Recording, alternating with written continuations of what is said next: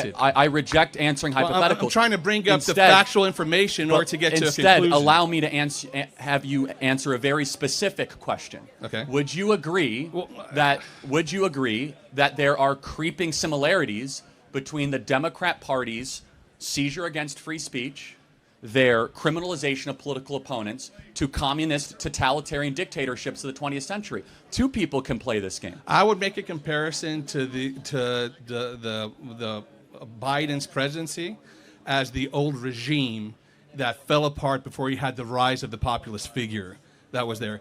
I would shift this slightly to get away from the comparison to Hitler. Could you compare America currently right now to the interwar period Weimar Republic, where you had hyperinflation, devaluation of the fiat money, you had people who were suffering when it came to the purchasing power of their labor? It got to the point that even Germany, Berlin, was the center of decadence and degeneration. Those conversations are being had right now. So I would even make the argument, if you want to get away from the trigger word of Hitler, that the economic, social, and cultural environment the Weimar Republic had is very akin to what's happening right now. I think it's more similar to 1980 America. We had a terrible, inept president by the name of Jimmy Carter or Joe Biden that slept-walk America into weakness and wokeness, and a figure like Ronald Reagan or Donald Trump revitalized our country. I don't have to look to the Weimar Republic. We have 1980 to point to.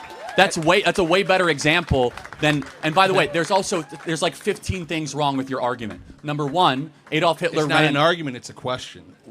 It sounds like an argument, but fine. You're constructing an argument. The embedded argument within your question is what's wrong with your contention. The question was: is there comparable nature to now in Weimar Germany? I'll make one more thing that would change. Sparingly and I would remove from the 1980s. If I could shift it from the 1980s, why it's not the same? Because of similarities. Can I answer the differences? Because the similarities are one thing. I want to give you one more difference. One more similarity between interwar period and now.